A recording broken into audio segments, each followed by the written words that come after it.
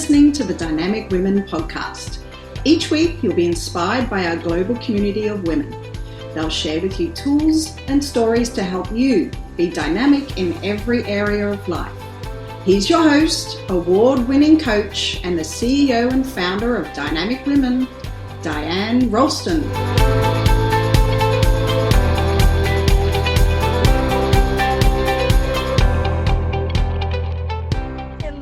Dynamic women, and welcome to the Dynamic Women podcast. I'm Diane Rolston, and today I'm going to talk about how you can say no to a client that you don't want to work with. It happens. There are sometimes people that you don't want to work with, and that is okay. But there are going to be a bunch of questions that you need to ask yourself before you get to this space, and I'm going to tell you exactly what you can do so that you don't feel bad, you don't look bad, and you don't hurt anyone's feelings. So here we go. So this all started because a dynamic woman, after a dynamic woman event, came up to me and asked me, "Hey, can I ask you a personal question?" I was like, "Sure." And she said, "How do you tell someone that you don't want to work with them?" Now I had to go deeper because I had to figure out why they didn't want to work with them. What was it? And it was actually against their religious beliefs. And so how do you say to the person, it's against my religious beliefs to work with you because of the industry that you're in? That's awkward. And no matter what the reason is, whatever reason that you don't want to work with them, it's not the best to have to say that. Now, I want to share with you how you can avoid this and how to deal with it when it comes up. So first, there are 6 questions that you need to ask yourself before you even get to this space, before you even get to this place of who I will work with and who I won't work with. You need to know who it actually is that you need to work with. So first thing is you must know who is your ideal client. Who is that avatar that you are looking for? Because then you're going to not show up in places where your ideal client is not, right? So if you're always looking for female accountants, you're not going to show up at an event for construction workers when they're mainly men, right? You're not going to do that. You're going to show up where that ideal client is. So that's going to take care of that whole uncomfortableness. Second, you need to know who you don't want to work with. So answer the question, who don't you want to work with? You don't want to work with young people. You don't want to work with people who want to know about career counseling. You don't want to work with people who are in their first year of business. You don't want to work with people who are getting ready to sell their business. You don't want to work with people who have kids. You don't want to work with people who don't have kids, whatever it may be. You need to know who you don't want to work with. You may think, well, isn't that just the opposite of your ideal client? Not necessarily. I work with my ideal client. A lot of them have kids and are married, but if someone comes to me and doesn't have kids or is not married, I'm not going to be like, "Oh my gosh, I don't want to work with you." That's not it. But if someone comes to me and they're like, "Oh my gosh, nothing ever works out for me, and I don't know if coaching will work, and I don't want to work with people that don't trust me. I don't want to work with people who are how can't I people.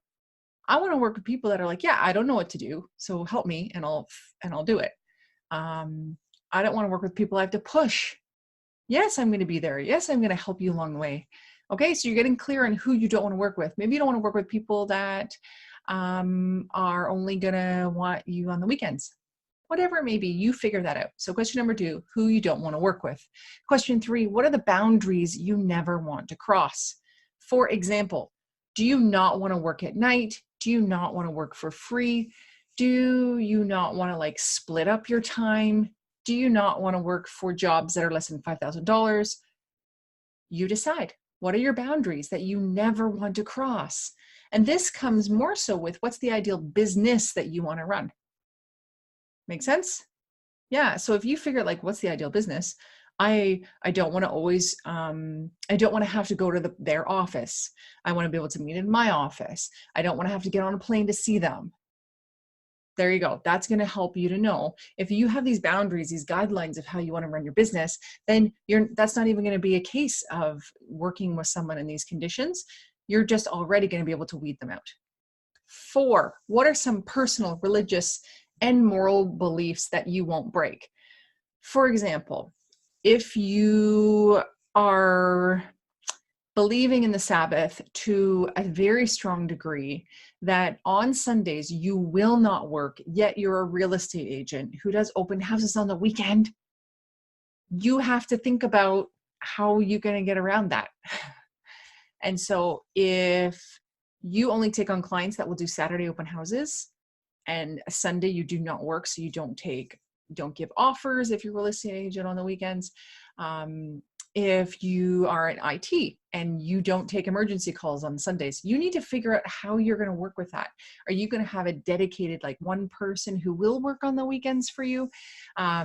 You got to figure that out. So you need to know, like, some personal, religious, and moral beliefs that you just absolutely won't break. You know, I worked with a client who was on the verge of having an affair, and I had to get coaching to know if I could actually coach her, because morally, having an affair is not something that I believe in. However, I had to just double check that I could still continue to coach her. And the thing in the coaching is who the person is what we coach on. We don't coach the problem. So I knew that even though it was kind of against what my moral beliefs were, I definitely knew that 100% I could coach her. And it was an honor to be able to kind of support her through the process. 5, what annoys you about clients? So what are things that annoy you? Is it people who are late to pay? Is it people who want to talk to you on the phone every single day? Is it people who nickel and dime you? Is it people who call you after hours? So figure out what annoys you about clients, and then make it very clear from the beginning that that's not how you work. 6, when are you in dissonance? Dissonance is like a lack of energy, void of energy. You know, sometimes when I get working with a client who is extremely analytical and will not budge on laughter or being lighthearted or being open-minded, I'm in extreme dissonance, because my style is laughing and joking at appropriate times. I like to have fun as well as get stuff done. So I'm in dissonance if we're not moving forward. I'm in dissonance if I can't have some humor in there. And so you need to know, when are you in dissonance, so that you can make sure that you're not going to be attracting that type of client. So what do you do when you do attract a client that wants to work with you, but it's just not a fit for one of these reasons? They're not the ideal client. You don't want to work with this type of person. They would cross your boundaries for personal, religious, or moral beliefs. Your personal, religious, and moral beliefs would be broken somehow. They annoy you, or there's dissonance when you talk to them. What do you do when this happens? I've got 5 things that you can do. First, have a standard policy, so you can make a business decision, not an emotional decision. Okay, so our policy is, so you can say, well, actually, our policy is that we don't work in the evenings. Our policy is we don't do open houses on Sundays, or when you do, you work with Sally, my associate. Have a standard policy so that when this time comes, you can just refer to the policy to the company rather than you yourself. Okay, especially if you're focused on the ideal client. If you know that only specific types of clients that you work with, then you can just say, well, actually, we work with this type of client. And then that's a business decision, not an emotional one. 2, don't lie and tell them you're too busy, right? Oh, I'm too busy to take you on. Don't say that. Why? Their best friend could be your ideal client, right? Yes, and you haven't solved their original need, and I've got some ways to support that. So don't lie and tell them you're too busy, because you could be pushing away future business from other people. And they're going to realize it, because maybe they have a colleague who calls you up a few days later and asks to work with you, and you say yes. And so then you would be lying, and that's not good to be lying in business. 3, don't tell the full-blown honest truth and make them wrong. Yeah, they're really coming for help to you. They need something, so don't deter them. So for example, the guys that work on my Mac, they only work on Macs. They don't work on PCs. So imagine you came to them and they said, and you had a PC and you say, can you fix it? You fixed my friend's computer. You did such a good job. Can you fix my computer? And they go, oh, it's a PC. PCs are terrible. And I don't believe this, but they might say, PCs are terrible. This is horrible. No, I'm never working on that type of computer. Don't tell them the full-blown honest truth. Go back to your standard policy. Our company works on Macs and Macs only. Right? Okay, now here's what you do. Number 4, have a referral plan. It's a win-win. So when I get clients, potential clients in that want career counseling, I can refer them off to someone. When I have someone that comes to me and wants some Facebook ad coaching, I have someone to refer them on to. When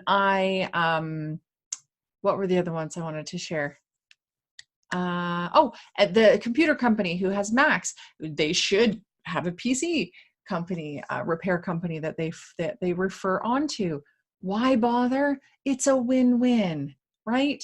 If you have these referral relationships already in place, you pass them a lead. If they close the sale, you potentially get a referral fee. Isn't that amazing? They get to work with their ideal client that's inside their boundaries, that's not crossing any of their lines, that's not annoying them, that puts them in resonance, not dissonance. And you get maybe a referral fee or at least good karma, right? You've helped both of them out by matchmaking, by connecting them with someone. So if you don't already know, so if you look at who don't I want to work with, who would I be in dissonance with, then think, who can I refer them to? Who can I refer them to? When you have someone that says, oh, I can only pay like a quarter of what your fee is, who can you refer them to? Who's a new person in the industry? Who is someone that charges less that you can refer them to? Win-win. You don't have to worry about it. Maybe you get a referral fee. And like I said, it's good karma. And the last thing is stay consistent. Have a standard policy for everyone, or change the original policy. So if your policy is no discounts, then don't change it for someone.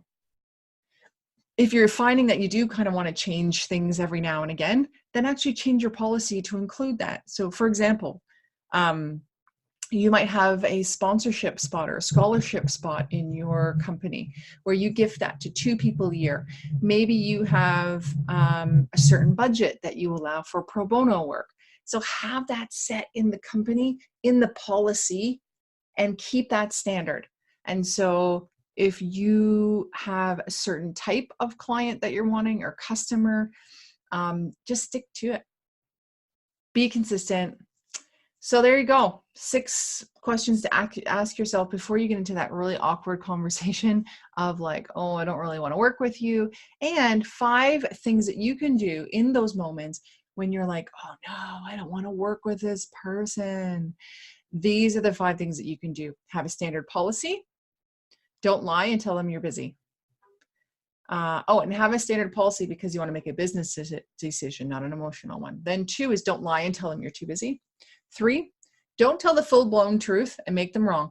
You don't want them to feel bad because basically they're coming to you for help, so don't deter them. And have a referral plan. That's number 4 because it's a win-win for everyone. 5, the last one is stay consistent, a standard policy for everyone. Or if you find that you're changing things, change the policy rather than just making exceptions to the rule. Well, thank you everyone for joining. If you have questions, please reach out, Diane at DianeRolston.com. In the subject line, please write podcast so I can see that there. Ask me questions, share about your opportunities so I can help you optimize them. If you have questions on life, business, motherhood, any area of life that you feel that I can support you with, please don't be afraid to ask, reach out. And if you haven't checked it out yet, have you actually gone over to dynamicwomen.ca or the Dynamic Women Club, dynamicwomenclub.com? Check it out. I would love to have you in our global club where you can meet other amazing women. You're going to get training. You're going to have really great results in moving forward in your business and in your life based on the opportunities that we provide. So go over there, check it out. And if you haven't yet, please subscribe to this podcast. And so until next time, everyone, stay dynamic. Bye. Thank you, Dynamic Women, for joining us today. Please hop on over to iTunes to subscribe and leave us a review. Who do you know who needs to hear our message? We'd love it if you'd share our channel with your friends and family. If you're ready to be more dynamic, have more balance and more success, head over to www.dynamicwomenclub.com/free gift for your Key to Success book. Stay dynamic.